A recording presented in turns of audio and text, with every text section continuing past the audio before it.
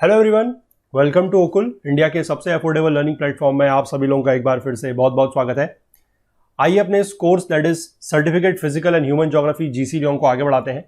Chapter 6 में हम लोग हैं लैंडफॉर्म्स ऑफ ग्लेशिएशन और पार्ट 2 में हम आज इस चैप्टर की बात करने वाले हैं। ठीक है, पिछले पार्ट में हम लोगों ने इस चैप्टर को स्टार्ट किया है और वहां पर हमने कुछ ग्लेशियर से संबंधित जो टर्म्स है, जैसे कि हमने बात करी, मतलब आइस से संबंधित टर्म्स है, जैसे कि आइस मासेस हैं, टाइप्स ऑफ आइस मासेस में हमने बात करी, आइस शीट्स के होते हैं, आइस शेल्फ्स, ग्लेशियर्स, आइसबर्ग्स, और उसके बाद कुछ हमने हाईलैंड के जो ग्लेशिएशन के जो लैंडफॉर्म्स होते हैं उनकी बात करी थी। जैसे कि हम लोगों ने बात करी थी एरिड्स क्या होते हैं, then we discussed about the pyramidal peaks, we discussed about cirque, corrie, cirque lake, tarn lake, we discussed about bergschrund, we discussed about crevasses. तो ये सारे के सारे हमने कुछ लैंडफॉर्म्स पिछले लेक्चर में डिस्कस किए थे।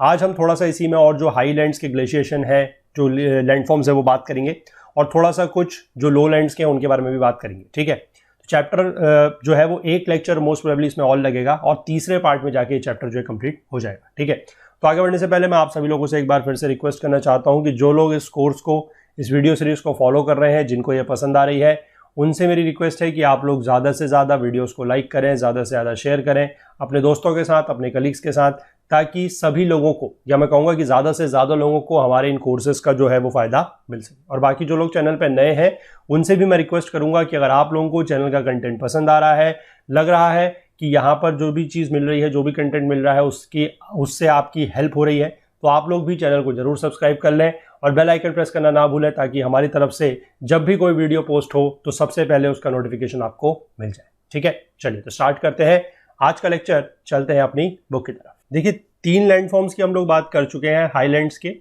अब जो आज हम चौथे की बात करेंगे, that will be your U shaped glacial trough. ठीक है, देखिए बहुत आसान है समझने के लिए। पिछला जो हमने लेक्चर कवर किया है, आप लोग थोड़ा सा पहले उसको पढ़ के आइएगा अगर आप लोगों ने वो नहीं पढ़ा है या मिस हो गया है तो। ठीक है, क्योंकि कंसेप्ट्स वहीं से जो है आगे को हम लोग कैरी करेंगे। ठीक है ना, चलिए तो देखिए इसमें क्या है, the glacier on it's downward journey. अब ये ग्लेशियर अपनी डाउनवर्ड जर्नी पे है। कहां से है? जो हमारा ऊपर अल्पाइन ग्लेशियर होता है, जब वो वैली से नीचे को फ्लो कर रहा है तो वहां की बात हो रही है। It is fed by ice from several Cori's like tributaries that join a river. ठीक है, कोरीज क्या होता है हमने पढ़ा था, कोरीज वाज लाइक अ सर्क।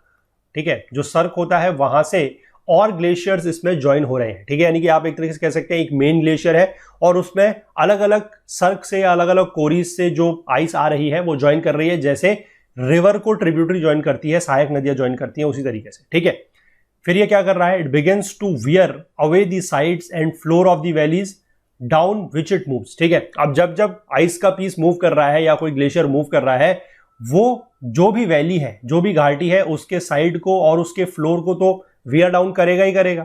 ठीक है, it scratches and grinds the bedrock removing any rock debris and surface soil. और जैसे जैसे वो मूव कर रहा है वो बेडरॉक को ग्राइंड कर रहा है, बेडरॉक को स्क्रैच कर रहा है, और जो भी रॉक डेब्रिस वगैरह है या सरफेस की सॉइल है उसको वो रिमूव कर रहा है। ठीक, it tends to straighten any protruding spurs on its course. Protruding का मतलब क्या, देखिए मैं आपको समझाता हूं। ठीक है, थोड़ा सा इसको हम लोग एग्जांपल से, मतलब एक फिगर से समझते हैं। मान लीजिए ये रास्ता है और यहां पर इस तरीके का कोई रॉक है जो ऐसा है। ठीक, अब यहां से कोई बड़ा सा ग्लेशियर अगर मूव करते हुए नीचे को आ रहा है तो वो क्या करेगा, इस पार्ट को, यानी कि दिस इज योर प्रोट्रूडिंग, मतलब होता है उभरा हुआ। ठीक है, प्रोट्रूडिंग जो वर्ड दिया गया है इसका अगर आप हिंदी में मीनिंग देखेंगे, इसका मतलब होता है उभरा हुआ। ठीक है, सतह से बाहर की तरफ को जो उभरा हुआ होता है that is known as protruding. ठीक, तो अगर ये ग्लेशियर यहां से इस तरीके से मूव करेगा तो इस प्रोट्रूडिंग पार्ट को क्या करेगा, ये तोड़ देगा। ठीक है, तो यही चीज यहां पर लिखी गई है, it tends to strengthen the protruding spurs. तो जो भी इस तरह के प्रोट्रूडिंग स्पर्स होंगे उनको ये तोड़ते हुए इस रीजन को क्या कर देगा, स्ट्रेट। ठीक, the interlocking spurs are thus blunted to form truncated spurs and the floor of the valley is deepened. ठीक है, इंटरलॉकिंग स्पर्स हम लोगों ने रिवर के केस में भी समझा था कि किस तरीके से जो एक, जैसे एक यहां से स्पर होता है, इस तरीके से फिर स्पर होता है, तो एक दूसरे को इंटरलॉक करते हैं। अब क्या होगा कि जो भी इसके प्रोट्रूडिंग पार्ट्स होंगे उनको इस तरीके का जो हमारा आइस का पीस है या जो ग्लेशियर है वो मूव कर रहा है तो वो इनको काटेगा। ठीक है, और काटेगा तो they will become blunt. Blunt मतलब क्या है कि जो शार्प है, जो प्रोट्रूडिंग पार्ट है वो कट जाएगा, उसके बाद ये थोड़ा सा ब्लंट हो जाएंगे and they will be converted into a truncated spur. ठीक है, इंटरलॉकिंग स्पर जो है वो ट्रंकेटेड बन जाएंगे। ट्रंकेट करने का मतलब होता है टू शॉर्टन समथिंग।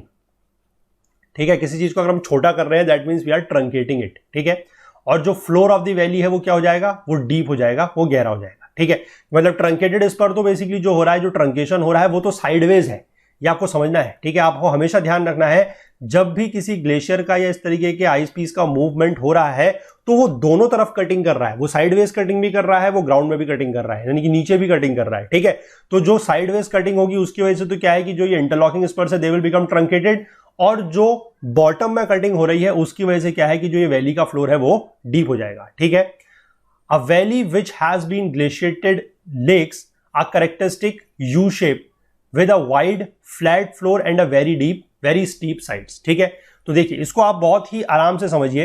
हमने पहले बात की थी कि वी शेप्ड वैलीज होती हैं, ठीक है ना। वी शेप्ड वैलीज में जब इस तरीके से कोई ग्लेशियर मूव करेगा तो ये वाली साइड जो है ये साइड भी कटेगी और ये साइड थोड़ा सा ऐसे हो जाएगी, ये वाली साइड कटेगी, ये साइड भी ऐसे हो जाएगी, क्योंकि ये वाला जो पोर्शन है ये इसकी कटिंग होगी, इस वाले पोर्शन की भी कटिंग होगी। ठीक है, तो ये पोर्शन जो आपकी वैली पहले वी शेप थी अब वो कुछ इस तरीके की बन जाएगी यू शेप्ड। ठीक, पहली बात तो ये समझ गए, यू शेप्ड हो गई है। इसमें क्या है कि वाइड हो गई है। देखिए पहले जो वैली थी वो सिर्फ इतनी सी थी और अब आप देख सकते हैं कि वैली का जो साइज है वो बड़ा हो गया है, अब वो इतना चौड़ा हो गया है। तो पहला पॉइंट क्लियर है, वाइड हो गई। वैली का फ्लोर जो है वो फ्लैट हो गया है। पहले वैली का फ्लैट फ्लोर जो फ्लोर था वो फ्लैट नहीं था क्योंकि वी शेप्ड वैली थी। अब आप देख सकते हैं कि वैली का जो फ्लैट है वो भी क्या हो गया है, जो फ्लोर है वो फ्लैट हो गया है। और तीसरी चीज क्या है कि इसकी जो साइड्स थी वो और भी ज्यादा स्टीप हो गई है। हालांकि वी शेप में भी वो स्टीप थी लेकिन अब आप देख सकते हैं कि वो बिल्कुल एक तरीके से कह सकते हैं कि इस तरीके से खड़ी हो गई है। ठीक है, तो ये और भी ज्यादा क्या हो गई है, स्टीप हो गई। तीनों पॉइंट मैंने आपको समझा दिया। और ये कैरेक्टरिस्टिक भी आप लोगों को ध्यान रखना है कि अगर कोई यू शेप्ड वैली है, ठीक है, यू शेप्ड वैली है, इसी तरीके से आप लोगों को छोटे छोटे अपने पॉइंट्स भी बनाने हैं कि यू शेप्ड वैली अगर कोई है तो इसके तीन कैरेक्टरिस्टिक आप लोगों को जो ध्यान रखने हैं वो ये है कि एक तो ये वाइड होगी, दूसरी चीज ये है कि इसका जो फ्लोर है यानी कि जो इसकी सतह है वो कैसी होगी, वो फ्लैट होगी। और तीसरा चीज क्या है कि इसका जो साइड्स है, ठीक है, वो स्टीपर होंगे, मतलब स्टीपर देन वी शेप्ड।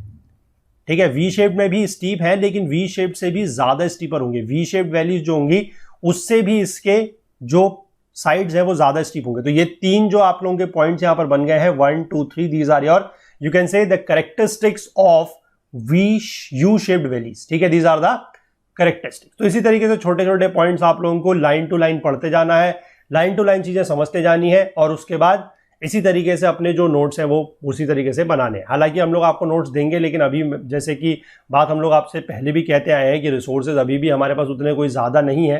ठीक है ना, काफ़ी हमारी टीम अभी भी लिमिटेड नंबर ऑफ लोगों की ही टीम है, तो अभी भी हम लोग जो है इस चीज़ में थोड़ा सा स्ट्रगल कर रहे हैं, लेकिन वी प्रॉमिस कि हम आप लोगों को जो नोट्स वगैरह है वो देंगे।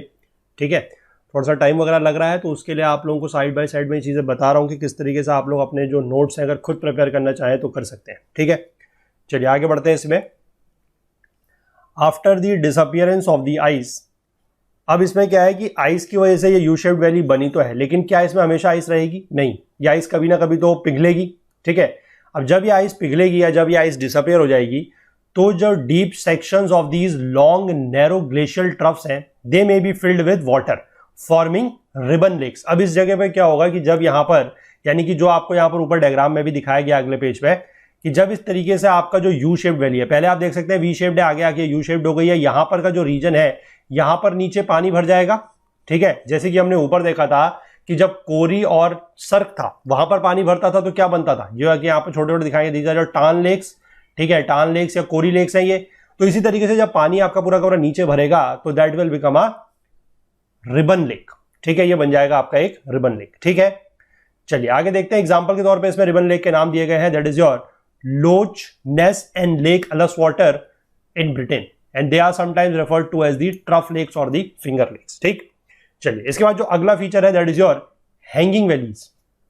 ये यू शेप ग्लेशियल ट्रफ जो है इसको अगर आप लोग कहीं पर देखेंगे तो you may also find it written as U shaped valleys. ठीक है, यू शेप्ड वैलीज भी इसको बोला जाता है, तो कंफ्यूज मत होइएगा कि अगर यू शेप्ड वैली कहीं पर लिखा हुआ आपको दिखे तो।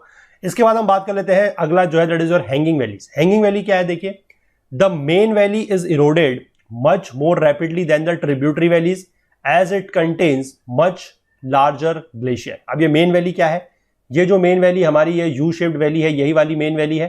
ठीक, और ट्रिब्यूटरी वैलीज क्या होंगी, मैंने आपको बताया कि जहां से आपका ऊपर कोरी से या ऊपर जो टार्न है वहां से जो फ्लो हो रहा है ग्लेशियर का जिस रास्ते से, that is your tributary valley. ठीक, तो ट्रिब्यूटरी वैली से के कंपैरिजन में जो यू शेप्ड वैली या जो मेन वैली है उसमें इरोजन ज्यादा होगा। क्यों? इसीलिए ज्यादा होगा क्योंकि वहां का जो आइस मास है या जो ग्लेशियर है वो काफी बड़ा है। ठीक है, after the ice has melted a tributary valley therefore hangs above the main valley so that its stream plunges down as a waterfall. ठीक है, और इसी तरीके की जो ट्रिब्यूटरी वैली है उसी को बोला जाता है hanging valley and may form a natural head of water for generating hydro electric power. ठीक है, देखिए बहुत आसान है, यहां पर डायग्राम में इसको समझ लीजिएगा आप। यहां पर जो ये ट्रिब्यूटरी वैली इस तरीके से बनी हुई है, यहां से ये पानी आ रहा है या एक तरीके से आप कह सकते हैं ग्लेशियर मूव कर रहा है इस वैली में। यहां पर ये फ्लो अगर करता है, मतलब अगर ये मान लीजिए यहां पर से पिघल जाता है तो यहां से नीचे तरफ को फ्लो करेगा। तो यहां पर जो ये पूरी की पूरी आपको ये वाली वैली दिख रही है, this is your hanging valley. समझ गए आप? ये आपकी मेन वैली चल रही है, जो नीचे है this is your main valley. जो ऊपर इस तरीके के अलग अलग ये वैलीज बनी हुई है, these are all your hanging valleys. ये आप हवा में आप एक तरीके से कह सकते हैं कि मेन वैली से ऊपर है तो आप इसको हैंगिंग वैली बोल सकते हैं। ठीक है, इसके बाद यहां से जो ये पानी नीचे की तरफ को फ्लो करेगा तो इट में फॉल एज वाटरफॉल। ठीक है ना, तो ये भी आप समझ गए। इसके बाद जो अगला है that is your rock basins and rock steps. अब देखिए ये क्या चीज है, a glacier erodes and excavates the bed rock in an irregular manner. ठीक है, कि अगर कोई ग्लेशियर है वो बेड रॉक को इरोड कर रहा है, एक्सकेवेट कर रहा है। एक्सकेवेट करने का मतलब होता है कोई चीज को वहां से निकालना बाहर। ठीक है, तो अब वो कोई रेगुलर फॉर्म में तो करेगा नहीं, इरेगुलर फॉर्म में करेगा। ठीक है, the unequal excavation gives rise to many rock basins later filled by the lakes in the valley trough. ठीक है, तो यहां पर इस तरीके से जो भी बनेगा, मतलब आप एक तरीके से समझ सकते हैं कि जैसे आप ये वाला रीजन देख रहे हैं, यहां पर जो भी इरोजन वगैरह होगा वहां पर कुछ रॉक्स के स्टेप से बन जाएंगे। ठीक है, स्टेप से बन सकते हैं या आप कह सकते हैं रॉक का बेसिन बन जाएगा नीचे के एरिया में। नीचे के एरिया में जो है that will become a rock basin. और अगर आप साइड की बात करें, देखिए जहां पर where a tributary valley joins the main valley, यहां पर ये आपकी ट्रिब्यूटरी वैली है, ये आपकी मेन वैली है। जहां पर ये ज्वाइन करेगी वहां पर क्या होगा कि additional weight of ice in the main valley cuts deeper into the valley floor at the point of convergence forming a rock step. ठीक है, तो रॉक के वहां पर स्टेप से बन सकते हैं क्योंकि वहां पर इरोजन हो रहा है तो रॉक के स्टेप बन सकते हैं। And series of such rock step may also be form due to different degrees of resistance to glacial erosion of the bed rock. ठीक है, क्योंकि अलग अलग रॉक जो है या आप कह सकते हैं कि अलग अलग जगह पे जो इरोजन है वो सेम नहीं होगा। ठीक है, it depend upon the degree of resistance कैसी है किस रॉक की, तो अलग अलग जगह पे अलग अलग इस तरीके का इरोजन वगैरह होगा, उससे रॉक स्टेप तरीके के सीरीज ऑफ रॉक स्टेप्स बन जाएंगे। ठीक है, ये बात आप समझ गए। इसके बाद अगला फीचर देख लेते हैं जो कि बहुत ही आसान है समझने में, that is your moraines.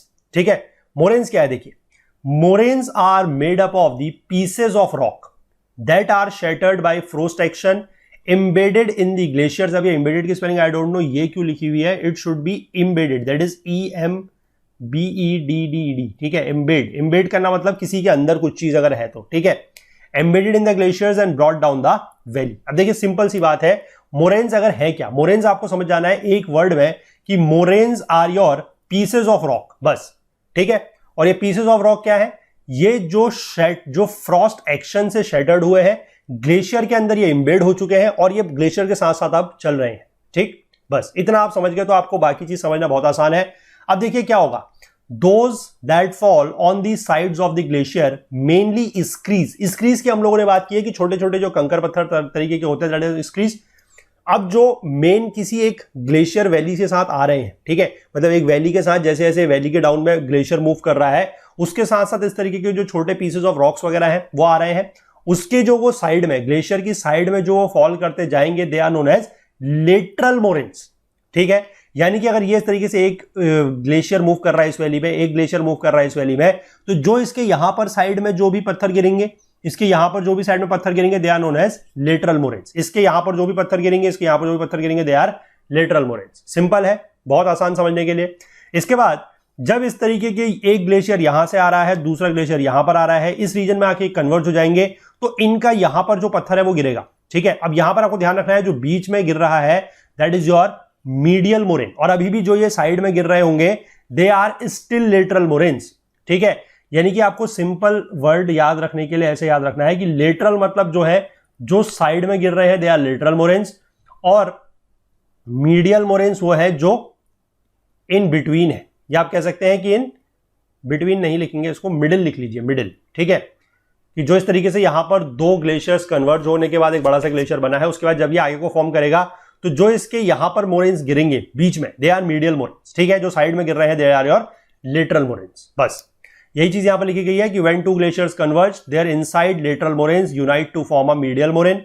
The rock fragments which are dragged along beneath the frozen ice are dropped when the glacier melts and spreads across the floor of the valley as ground moraine। अब देखिए इसमें क्या है कि side में तो गिर रहे हैं, कुछ पोर्शन ऐसे भी होंगे या कुछ पीसेज ऑफ रॉक्स या कुछ इस तरीके के मोरेन्स भी होंगे जो नीचे होंगे, मतलब आप कह सकते हैं कि bottom side of the glacier में होंगे और वो नीचे गिरेंगे, यानी कि इस तरीके से यहां पर आप देख सकते हैं, जैसे यहां पर आपको कोई फिगर में दिखाया हुआ है कि यहां पर इस तरीके से नीचे गिर रहे हैं, नीचे की साइड में these are known as your ground moraines, ठीक है। इसके बाद क्या होगा कि ग्लेशियर जब इवेंचुअली मेल्ट कर रहा है on reaching the foot of the valley, जब वो आगे की तरफ को बढ़ रहा है, ठीक है, जैसे यहां पर भी आपको दिखाया गया है कि जब ये यहां पर आगे मूव कर रहा है और ये पूरा का पूरा जब यहां पर ग्लेशियर मेल्ट कर जाएगा तो इसके अंदर का जितना भी मोरेन्स है वो बाहर आ जाएगा, मतलब जो पत्थर है वो बाहर आ जाएगा, तो दैट इज नोन एज, जो एंड में बनता है that is known as your terminal moraines. और एक चीज का और ध्यान रखेंगे कि एक ग्लेशियर आया, वो मेल्ट हुआ, उसका मोरेन यहां पर गिरा, उसके बाद दूसरा ग्लेशियर आएगा, क्योंकि ग्लेशियर आने की प्रोसेस तो रुकेगी नहीं, वो तो धीमे धीमे आता रहेगा, तो यहां पर मान लीजिए कोई इस तरीके की सीरीज ऑफ वेव्स आप देख सकते हैं कि इस तरीके से बन जाएंगे, ठीक है। तो जो लास्ट वाला होगा that will be known as terminal moraine, और इसके बाद की यानी कि इससे ऊपर वाले जो होंगे they will be known as your recessional moraine. बस ये ध्यान रख लो, ठीक है, लास्ट वाला जो है वो टर्मिनल है और इसके ऊपर वाले जो है, जैसे यहां पर मैंने बनाया ये वाले, ये जो डबल लाइन मैंने दिखाया है, इसके ऊपर को अगर आप और बना लेते हैं यहां पर, जहां पर भी मतलब इस तरीके के मोरेन्स आपको दिख जाएंगे they are known as your recessional moraines. और जो इनमें से सबसे लास्ट है, ठीक है, यानी कि रिसेशनल मोरेन्स का जो सबसे लास्ट होगा that will be known as your terminal moraine, क्योंकि टर्मिनल का मतलब ही वही होता है वेयर समथिंग टर्मिनेट्स और एंड, ठीक है। तो recessional moraines can be more than one, मतलब मोर देन वन वेव हो सकती है, बट टर्मिनल मोरेन्स की जो वेव है वो सिंगल होगी, ठीक, यही चीज यहां पर समझाई गई है। And a pile of transported materials left behind the snout is the terminal moraines or end moraine। Terminal moraine को end moraine भी बोला जाता है। The deposition of end moraines may be in several succeeding waves, ठीक है, as the ice may melt back by stages so that a series of recessional moraines are formed। ये मैंने आपको बता दिया कि जब अलग अलग ग्लेशियर जो है एक के बाद एक ग्लेशियर आते जा रहे हैं, सीरीज ऑफ ग्लेशियर्स की मेल्टिंग हो रही है, वहां पर जो उनके अंदर के पत्थर वगैरह है वो बाहर गिर रहे हैं in the form of moraines, तो वो एक लेयर के फॉर्म में, आप कह सकते हैं कि सक्सेसिव वेव्स के फॉर्म में डिपॉजिट होते चले जाएंगे, तो that becomes your recessional moraines, ठीक। इसके बाद लास्ट देख लीजिए, इसमें क्या है कि इफ द ग्लेशियर, अभी इसके बाद ये मूव अगर कर रहा है, मान लीजिए, ये तो बात हमने करी कि अगर वो वैली में पूरा का पूरा पिघल गया है, तो अगर मान लीजिए कोई ग्लेशियर जो है वो फ्लो करता है पूरे समुद्र तक, तो क्या होगा, it drops its loads of moraine in the sea. अब देखिए यहां पर जो नीचे की तरफ में जो मोरेन होता है वो कौन सा होता है, that is your ground moraine. अब जैसे ही ये ग्लेशियर यहां से पानी के अंदर जाएगा तो ये अपना जो ग्राउंड मोरेन रहेगा वो तो इसके अंदर गिरा देगा, ठीक है, ये आप समझ गए। जो यहां पर पहले ही जैसे ही ग्लेशियर एंटर हुआ है, ये जो मोरेन यहां पर गिर गया दैट इज योर, लिखा नहीं गया है, इसको आप लोग लिख लीजिएगा, this is only written as moraine, तो ध्यान रखिएगा this is your ground moraine, ठीक। इसके बाद इसके अंदर का जो मोरेन है, जो आपको छोटे छोटे इस तरीके से पार्टिकल्स दिख रहे हैं, इसका क्या है, this is an iceberg containing moraine. अब जैसे जैसे ये आइसबर्ग पिघलता जाएगा, ये आइसबर्ग लिखा है मेल्टिंग आइसबर्ग, तो मेल्टिंग आइसबर्ग होगी तो इसके अंदर का जो भी मोरेन होगा वो सारा का सारा ऐसे यहां पर गिर जाएगा, बस सिंपल है, ठीक है। If sections break off as icebergs the morainic material will only be dropped when they melt. सही बात है कि उसके अंदर का जो मोरेन है, जैसे यहां पर मैंने आपको दिखाया, जो ये मोरेन का मटेरियल है वो तभी ड्रॉप करेगा जब ग्लेशियर या जो ये आइसबर्ग है वो मेल्ट करेगा, ठीक है, समझ गए आप। Where the lower end of the trough is drowned by the sea, it forms a deep steep sided inlet called fjord, ठीक है, इसको बोला जाता है fjord। कहीं कहीं पर इसकी स्पेलिंग आप FIORD, कहीं कहीं पर आप FGORD, ठीक है, दोनों स्पेलिंग सही है, बोला इसको fjord ही जाता है। एग्जाम्पल के तौर पर एक बहुत ही फेमस है that is your Norwegian fjord, और दूसरा है that is your Chilean coast, यानी कि जो चिली का कोस्ट है वहां पर, ठीक है। उसमें कुछ नहीं है, बेसिकली जो ट्रफ यहां पर बना है, जो ये यू शेप्ड का ट्रफ बना है, इसका अगर जो लोअर एंड है अगर उसमें कभी पानी भर जाता है तो मतलब it is drowned by the sea, यानी कि वो समुद्र में वो डूब जाता है, तो then it becomes a narrow opening, इस तरीके की डीप एक नैरो सी ओपनिंग बन जाती है, that is known as your fjord, ठीक, that is known as fjord, ठीक। ये आप समझ गए सारे के सारे जितने भी हम लोगों ने हाईलैंड्स के जितने भी लैंडफॉर्म्स पढ़े हैं, ठीक है।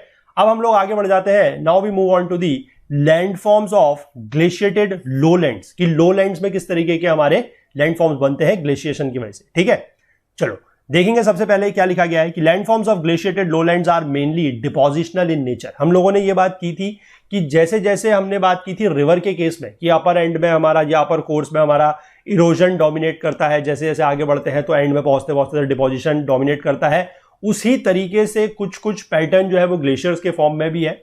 हालांकि मैंने आपको पहले ही बताया था कि ग्लेशियर्स के फॉर्म में इस तरीके से हम डिस्टिंग्विश नहीं कर सकते हैं और लगभग हर स्टेज में जो है इस तरीके के इरोजन फॉर्म्स या डिपोजिशनल फॉर्म्स वो होते रहते हैं। ठीक है, तो यहां पर भी यही चीज लिखा गया है कि लैंडफॉर्म्स ऑफ ग्लेशिएटेड लोलैंड्स जो है वो मेनली डिपोजिशनल नेचर के हैं, brought about by both valley glaciers and continental ice sheets. Ice sheets के बारे में हमने पिछले लेक्चर में बात की थी। ठीक है, वैली ग्लेशियर्स के बारे में हम लोगों ने बात की थी, क्या वैली ग्लेशियर्स होते हैं, क्या अल्पाइन ग्लेशियर्स होते हैं।